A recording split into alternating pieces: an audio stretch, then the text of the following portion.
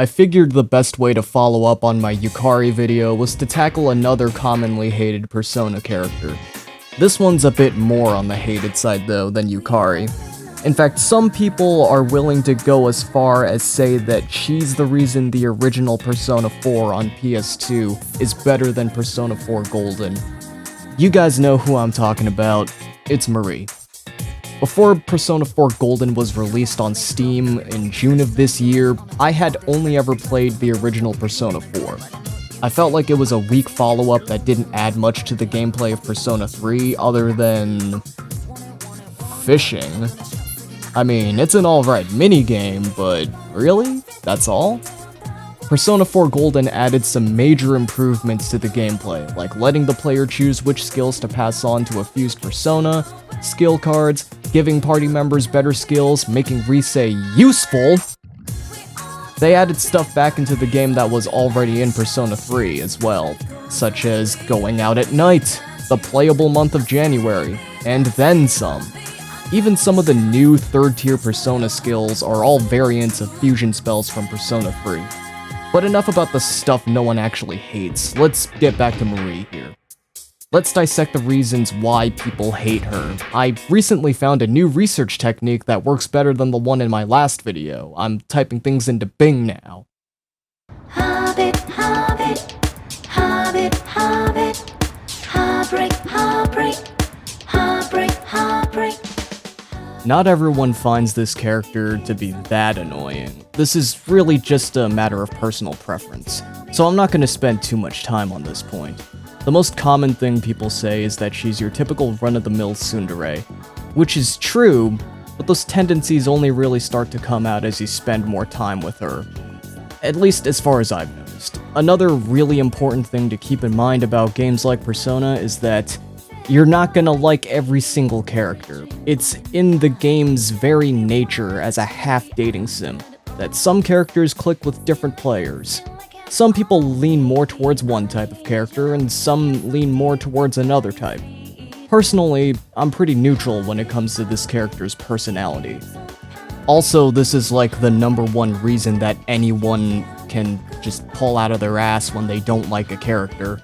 Hey guys, coming at you from the future here, completely unscripted. It just occurred to me as I finished editing the video, literally spent the whole day doing it, I never touched upon a point that people like to bring up. I guess I also could have addressed this in the Yukari video as well, and that is how the story sort of pushes Marie as a romance option more so than the other female characters in this game, with the exception of maybe Risei, or rather, no, the story doesn't push her, she pushes herself, but that's beside the point, and the point is that, yes, the game does do that. It's mostly within her social link, though, which I don't mind, and any of that occurs outside of her social link, most of that is during the Hollow Forest arc, or afterwards. So, yeah, it's just a matter of, just don't do her social link, like I've been saying. So, yeah, back to the present.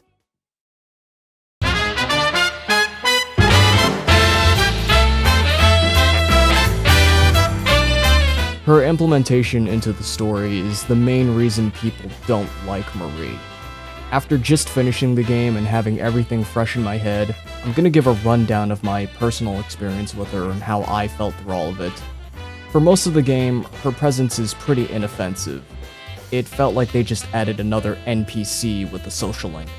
They also threw her into the Velvet Room, which wasn't a bad move. By confining her to the Velvet Room, she's unable to interfere with most of the main plot.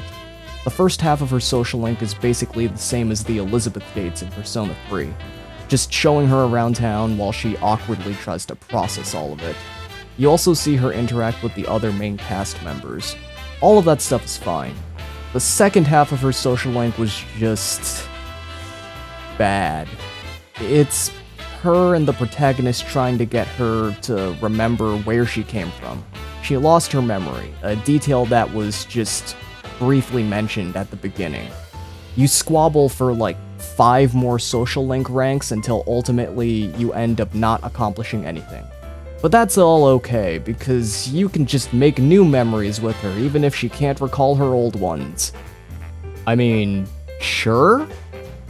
It's pretty bad, but inoffensive in terms of the overall game. Until January rolls in.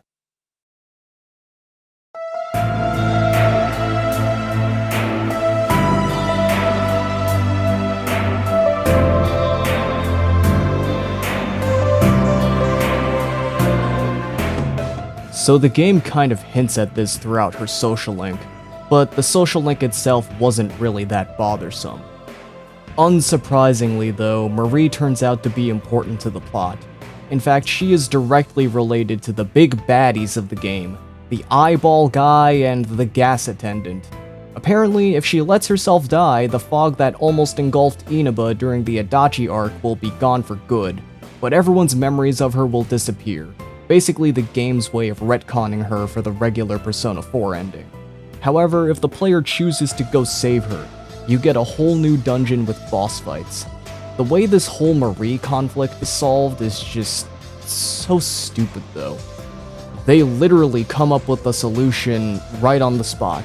After stating that if she doesn't die, the fog will take over her mind and turn her into a monster, the protagonist is all, "Just defeat the monster then, forehead," and everyone agrees to it because the writers wrote themselves into a corner with this, so it's literally the only thing they can do. So Marie lets the fog take her over. You beat the boss, and she pretends to die for a few seconds, but then everyone is so shocked and relieved to find out that she's alive. They painstakingly tried to make Marie somehow fit in with the main story while also keeping her alive, even explaining her exact relations to Amino Sagiri and Izanami. The way this part of the story was handled is very likely the main reason why people don't like this character, and I can see where those people are coming from. However, even though Marie's subplot was handled terribly, and basically all got shoved into one section of the game, the byproducts that came out of it were actually pretty good. Marie's dungeon, the Hollow Forest, upon entering it, strips you of all your items and equipment. So the only stuff you have to work with are the items you find in the dungeon itself that are unique to the dungeon only.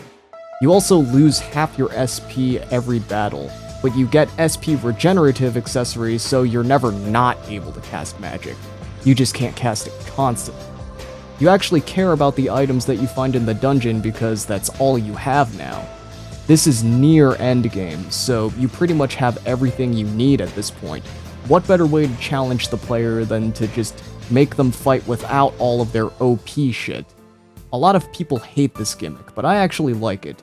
The gimmick isn't that restrictive given the enemies are not really tough to beat, and the mid-bosses are actually kind of fun, something that the majority of the other dungeons in the game really lacked in my opinion.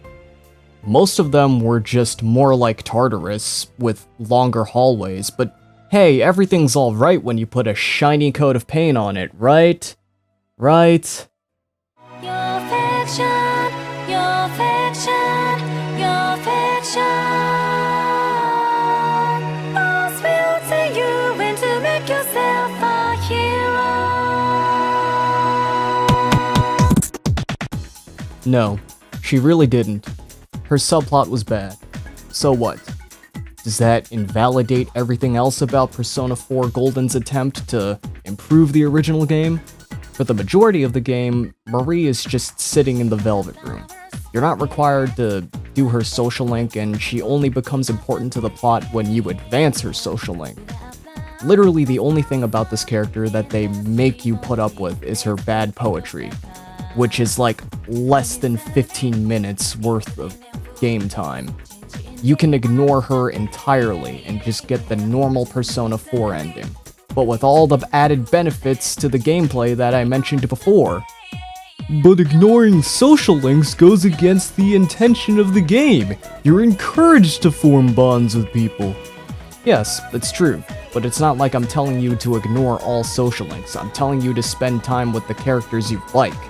You don't have to spend time with the characters you don't like. As I stated earlier, that's just how these games work. But why would we ignore new and exclusive content that defeats the purpose of the remake? No, it doesn't. There's still plenty to enjoy about Golden without partaking in any of the optional content.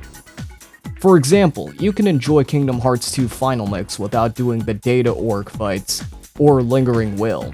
You still have the regular Org fights with the characters that weren't in the original, you have the new Roxas fight that you're required to do, and you still have all the new cutscenes, lore, abilities, and general gameplay improvements. You can ignore Marie and still enjoy the new battle perks, go to the beach, go to Okina City, enjoy the new costumes, catch bugs, play the new and improved fishing game, and enjoy new quality of life changes without even speaking to Marie. If you prefer the original for nostalgia or literally any other reason, that's fine. I just feel as though not liking Golden because of Marie is like not liking Dragon Ball because you didn't like the filler episodes. So, can one character really ruin a game? Well, maybe. But this ain't it, Chief. Make yourself a hero.